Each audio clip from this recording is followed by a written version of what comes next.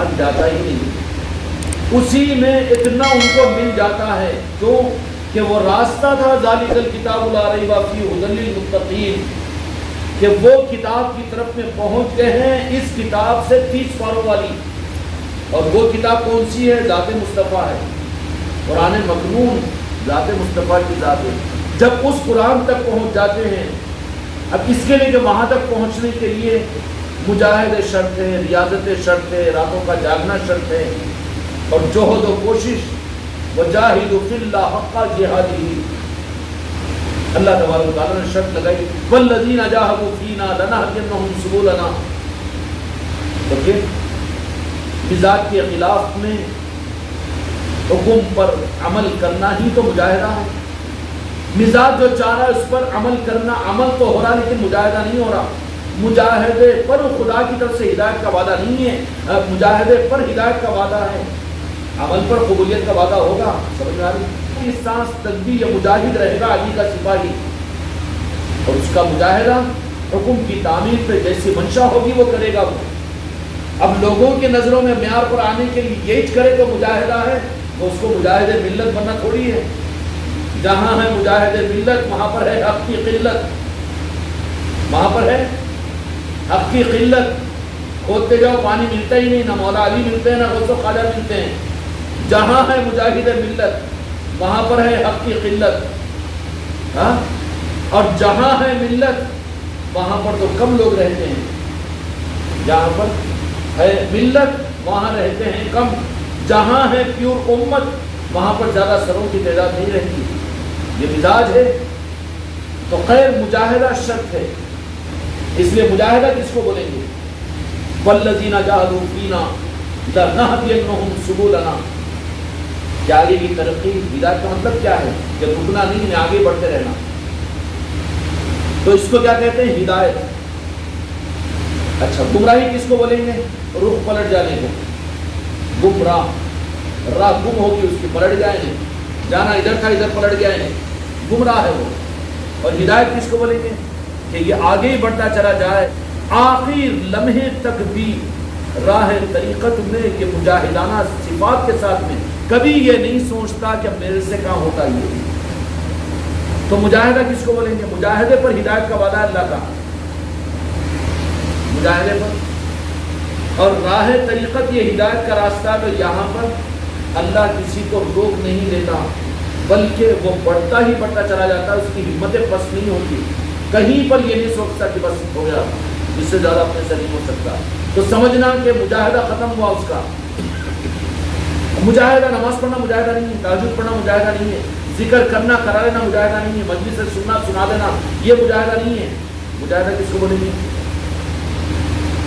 مجاہدہ کس کو بولیں گے؟ وہ تو عبادت ہوگی، وہ تو عادت ہوگی، وہ تو طبیعت ہوگی، نیکی ہوگی، قبول کر لیا جائے گا۔ یہ ذکر روزانہ کر رہے ہیں، کرا رہے ہیں، ماشاءاللہ تہجد پڑھ رہے ہیں، عوامین بھی پڑھ رہے ہیں، مجلس سے بھی سن رہے ہیں، خانقاہ کو بھی آ رہے جا رہے ہیں، یہ سب کچھ بھی کر رہے ہیں، تو یہ نیکیوں میں شمار ہوگا، مجاہدہ نہیں۔ مجاہدہ کس کو بولتے ہیں؟ جس پر خدا اس کے مزاج میں تھکان نہیں دیتا بلکہ وہ سپاہی بن کر رہتا ہے راہ طریقت کا، ہدایت کے لیے۔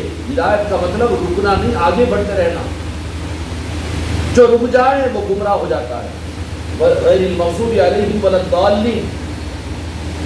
ہدایت یافتہ کون ہے؟ ہدایت کی پہچان یہ ہے کہ وہ کبھی مطمئن نہیں ہوتا بلکہ آگے ہی آگے بڑھتا چلا جاتا ہے، اور جتنا آگے بڑھے گا راہ حق پر اتنی منزلیں آگے ملتی جائے گی نا جس کو۔ اس کے لیے شرط ہے کیا؟ مجاہدہ۔ اور مجاہدہ کیا ہے؟ مجاہدہ تلوار لے کے نکل کے جہاد کرنا مجاہدہ، علم کے مجاہد بن جانا، تقریر کے گفتار کے مجاہد بن جانا، مجاہدہ کسی کو بولیں گے؟ یہ سب کچھ بھی مجاہدے میں آ سکتے ہیں، لیکن شرط اس کے لیے یہی ہے، اس کے لیے شرط یہی ہے کہ وہ اپنی مرضی سے نہیں بلکہ تابعداری میں ہو، وَأُولُو الْأَمْرِ، تو وہ مجاہدہ بنے گا۔ اس پر ہے پھر ترقی کا وعدہ اللہ کا قرآن مجید میں، کہ پھر ان کو اس راہ کے اندر میں روکا نہیں جائے گا بلکہ وہ بڑھتے ہی بڑھتے چلے جائیں گے، اور جو بڑھتے ہی بڑھتے چلے جائیں گے اس کے لیے منزل نالے نے پاک مصطفیٰ کا سفر ہر لمحہ طے ہوتا چلا جائے گا۔ کیا ہوتا چلا جائے گا؟ اور جو بجائے اس کے مجاہدے سے ہٹ کر عبادت پر آ جائے، عادت پر آ جائے، اور جو کچھ کر رہا ہے وہاں پر ماشاءاللہ اتنا اس سے زیادہ میرے سے نہیں ہو سکتا، تو مجاہدہ ختم ہوا اس کا۔ جو کچھ بھی کرے تابع داری کے لیے، مجاہدہ کس کو بولیں گے معلوم ہے؟ مجاہدے کے لیے شرط ہے کہ لگام والا ہو، مکاٹ نہ ہو۔ جہاں پر تجھے تیرے دل کو ٹھیس پہنچے وہی تو ٹوکے گا، کیونکہ وہ مجاہدہ کرا کر تجھے آگے بڑھانا چاہتا ہے۔ نہیں تو یہاں لگام سب لگاتے ہیں نا، ناک کی ہڈی میں، نرم ہڈی میں، اس کے بجائے گلے میں بند دیا، نہیں تو کمر پہ بند دیا۔ کمر پہ بننے والا بھی تیرا رہتے نا جی، ماشاءاللہ ماشاءاللہ، الحمدللہ، جزاک اللہ جزاک اللہ، الحمدللہ، کمر پہ بنا ہوا ہے انہیں، گلے میں بند دیا۔ صحیح نکیل اور صحیح لگام کہاں لگتی ہے تو کنٹرول میں رہتا ہے نا۔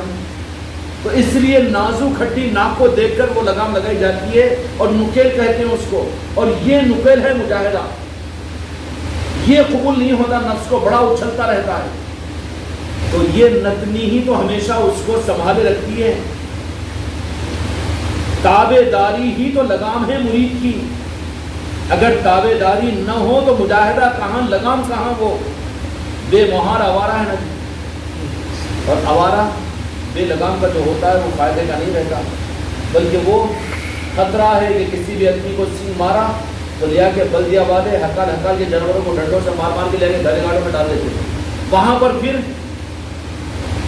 مالک کو قیمت دے کر نہیں بکتا وہ، بلکہ مالک تو رہتا بیچارہ کونے میں، کوٹ باڑے میں حراج ہو جاتا ہے، لینے والا کوئی، دینے والا کوئی، نسبت ہی ختم ہو جاتی ہے اس کی۔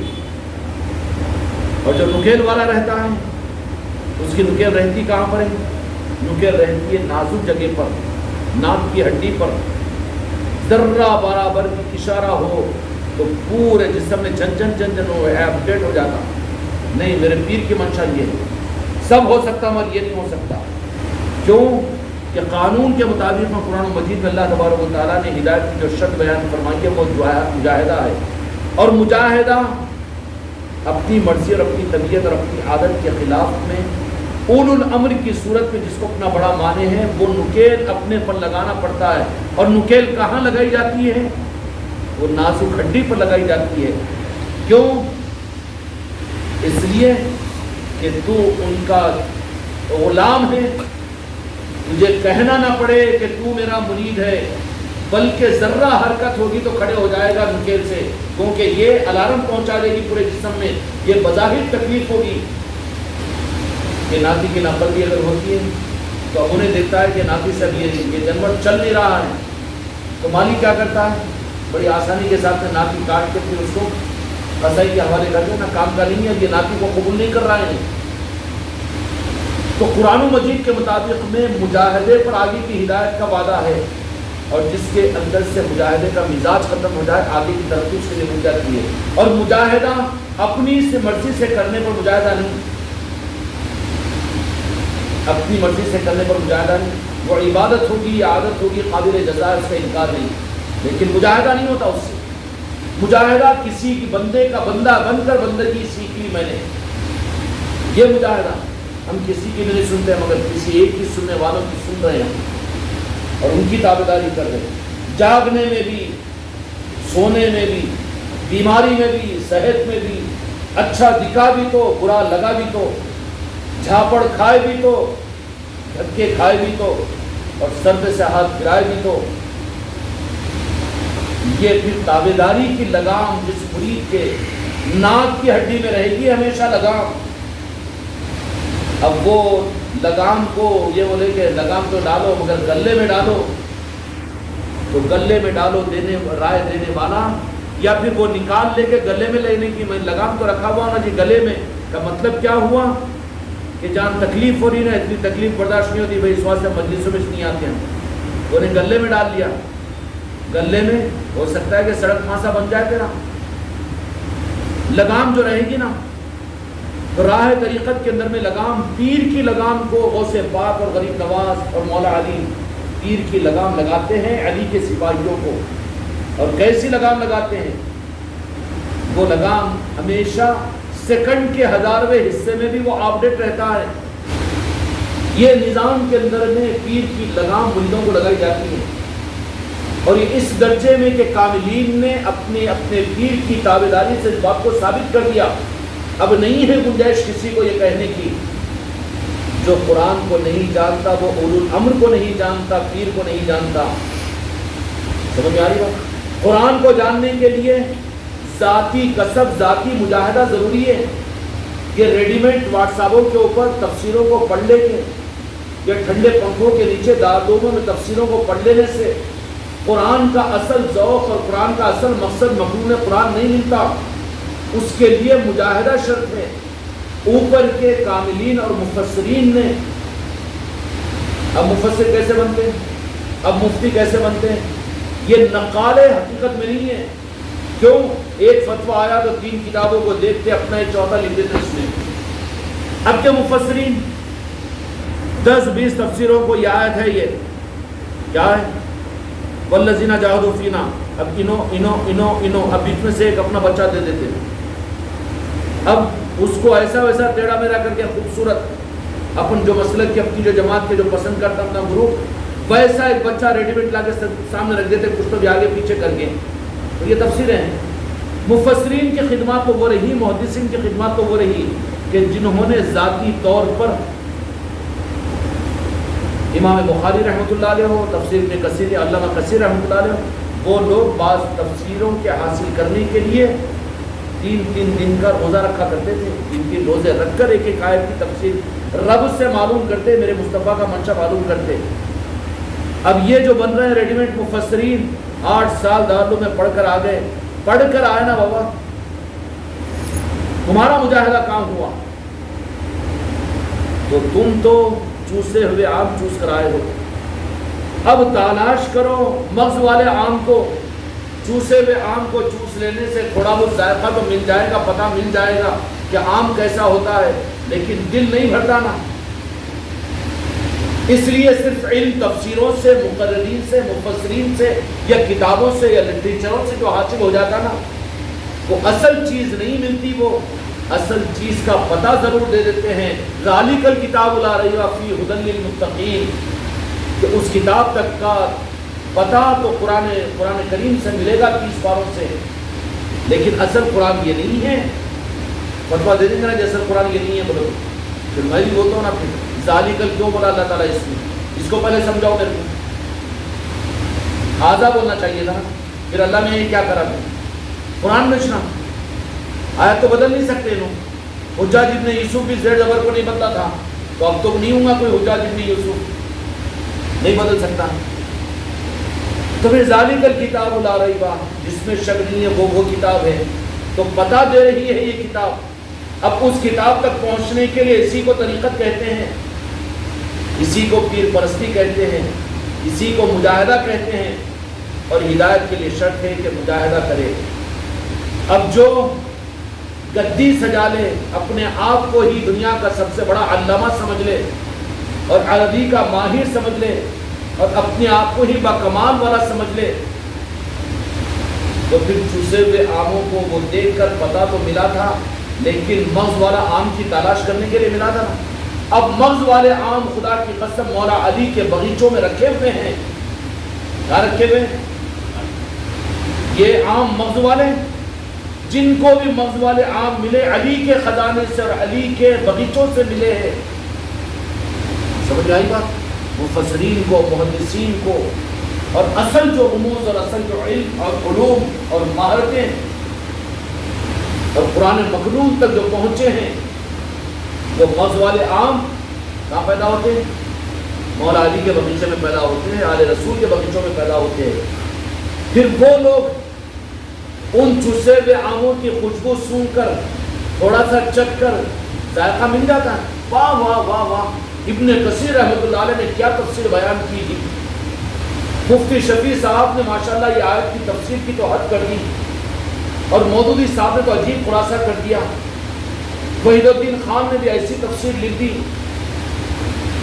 ذرا ذائقہ تو لگ جائے گا لیکن تیری حاجت پوری نہیں ہوگی وہاں پر۔ اب اس کے بعد اب تجھے بھی اصل آم ملے تو تجھے ڈھونڈنا پڑے گا اور تجھے آنا پڑے گا مولا علی کی چوکھٹ پر، اس لیے کہ میرے مصطفیٰ نے فرما دیا، میرے آقا نے فرما دیا، جہان کے مالک نے فرما دیا، انا مدینۃ العلم بابها علی۔ اب سمجھ لیتے ہیں کہ دین حقیقی دین یہی ہے، وہ چسا ہوا آم ہے، انہوں نے حاصل کیا تھا، اور وہ محدثین اور مفسرین جو حاصل کیا نا وہ مجاہدے کے ذریعے سے، ان کے مجاہدے پر رب العالمین نے انہیں مولا علی کے بغیچے میں پہنچایا، غوث و خواجہ کے بغیچے میں پہنچایا، اولیاء کے بغیچے میں پہنچایا۔ مولانا جلال الدین رومی علم حاصل کیے تھے لیکن علم کے ساتھ میں نوازنے کا مسئلہ آیا، شمس تبریز کے پیچھے لگا دیا، نکیل لگا دی شمس تبریز نے، اٹھنا تو اٹھنا، بیٹھنا تو بیٹھنا۔ نکیل کون سی لگاتے ہیں؟ پیران کامل۔ نکیل کون سی لگاتے ہیں؟ رسی کی کہ ستنی کی یا گل کی کانٹے والی، ان کو کیا ضرورت ہوتی ہے؟ نکیل جو لگاتے ہیں وہ پیران کامل اپنے عشق کی نکیل لگاتے ہیں، کی لگاتے ہیں، اور وہ پیر ہی دے سکتا ہے مرید کو اور خلیفہ کو، مرید نہیں خرید سکتا، نہیں لے سکتا، مرید نہیں پا سکتا۔ عشق جو ہوتا ہے نا وہ تو صرف اس کی چابی تو پیر کے پاس ہی رہتی ہے، کس کے پاس؟ اور پیر ہی نکیل دے گا۔ جو سلنڈر ہو جائے تو پھر وہ اس بات کی پہچان ہی کہ نکیل ہے، اور نکیل بہت آخر میں دی جاتی ہے اور منتخب کیا جاتا ہے، اور جن کو نکیل دینے والا کون ہوتا ہے؟ پیر کامل ہی ہوتا ہے۔ اور وہاں جس کو نکیل لگا دیتا ہے نا، اب وہ نکیل لگنے کے بعد، لگام لگنے کے بعد تو اس کی مرضی ختم ہو جاتی ہے، اس کا ارادہ ختم ہو جاتا ہے۔ اب انہیں 50 کلو کا بوجھ رکھو کہ 500 کلو کا بوجھ رکھو، داتا نکالیں گا انہیں، مگر میرے سے نہیں اٹھتا بلکہ نہیں بولیں گا انہیں۔ جیسا ہم خود رحم کھا کر اتنا بوجھ نہیں اٹھا سکتا بھائی، جان دے ان کے پیٹ پہ سلا کے بوجھ کو کم کرتا انہیں، یوں پلٹ کے نہیں دیکھتا اتنا بوجھ میں لے کے جاؤں کیوں، کیونکہ نکال والا ہے وہ، اتنا بوجھ کی حضرت بول کے نہیں بولتا انہیں، کیوں کہ نکیل ہے، ناتی ہے اس کو۔ سمجھ آ رہی کہ نہیں؟ جہاں پر ذرا یوں دیکھ رہا ہے اتنا بوجھ کے اتنا کر لینا اور کیا کر لینا، تو سمجھ لینا کہ ابھی ناتی نہیں ہے۔ 50 کلو اٹھانے والے جنمت کے اوپر 5 کنٹل بھی ڈال دیں تو ڈائیو ڈال اتنا بوجھ کے پلٹ کے نہیں دیکھے گا انہیں، نہیں چلنا آئے گا تو 4 پیر زمین پہ رکھ کے پیٹ سے بیٹھ جائے گا کانٹی لے کر، یا اچھلے گا کیوں نہیں اچھلے گا، پھر بولیں گا مالک آ کے نہیں ارے میں ظلم کر دیا جس کا، پیٹ تھپتھپائے گا، اٹھائے گا، بوجھ اٹھا کر پھینک دے گا، 2 دن کے واسطے تو اس سے کام ہی نہیں لے گا میں ظلم کیا ہوں بول کے، کیونکہ رحم دل ہوتے ہیں پیر، رحم دل ہوتے ہیں مالک۔ سمجھ آ رہی ہے؟ اس طریقے سے نکیل مولا علی اور پنجتن پاک صرف نکیل کا حق پیران کامل کو دیتے ہیں، اور نکیل کیا ہے؟ راہ طریقت کے اندر میں نکیل اور لگام صرف عشق پیر ہوتا ہے، اور وہ کون دے سکتا ہے؟ اگر یہ عشق پیر کی خیرات کو کیا کریں گے؟ راجن شاہ ولی نہیں دیے نا، جنہوں نہیں دیتے، دے دیے انہوں 2 بول کے، مالک ہم کو بنا دیے، اب ان کے پاس میں کہاں ملتی تم کو؟ ملتی کہ مامو جہاں وہیں جا کے لے بولیں گے۔ اب اس درجے کے اندر میں راجن شاہ ولی کی بات عرض کر دیا ہوں، اب اوپر کے آقاؤں تک بھی بہت دور جانے کے بعد میں بات کی ہی رہے گی کہ یہ ہم تیرے کو نہیں دیتے، یہ حق ان کا، جا کے اپنے پیٹ سے لے بولے۔ کتنے 10 مریدین ہیں کہ جن کو بزرگوں نے کہا کہ ہم تم کو یہ نوازیں ہیں لیکن یہ چیز ملے گی تم کو تمہارے پیر کے پاس، جاؤ حجرے میں بیٹھ کر لو۔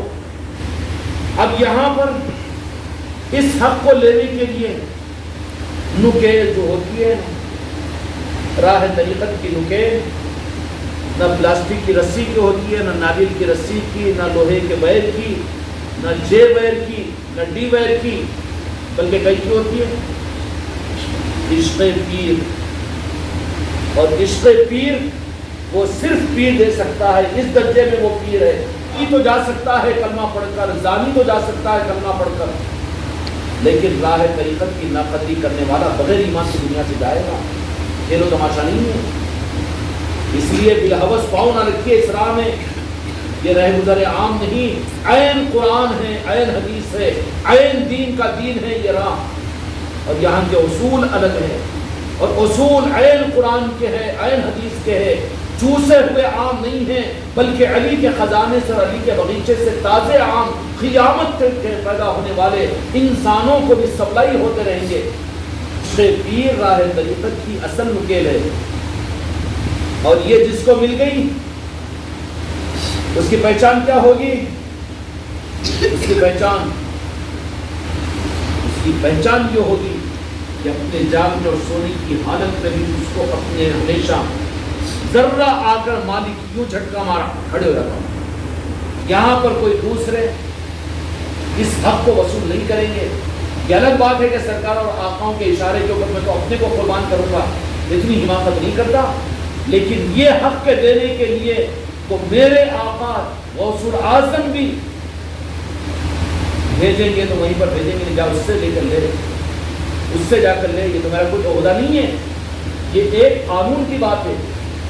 اور بات حق وہی ہے کہ جس کو قرآن سمجھ میں نہ آئے، اولو الامر پیر سمجھ میں نہیں آتا، اور جس کو پیر سمجھ میں نہ آئے اس کو پیر پرستی سمجھ میں نہیں آتی، اور جس کو پیر پرستی سمجھ میں نہ آئے پیر کے عشق کی لگام اس کو پیر دیتا ہی نہیں، چاہے ہزاروں سال مرید رہے وہ۔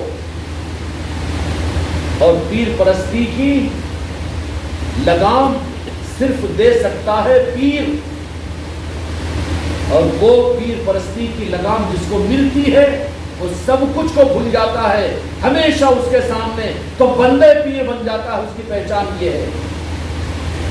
اللہ تعالیٰ آپ کے ساتھ مبارک بنے۔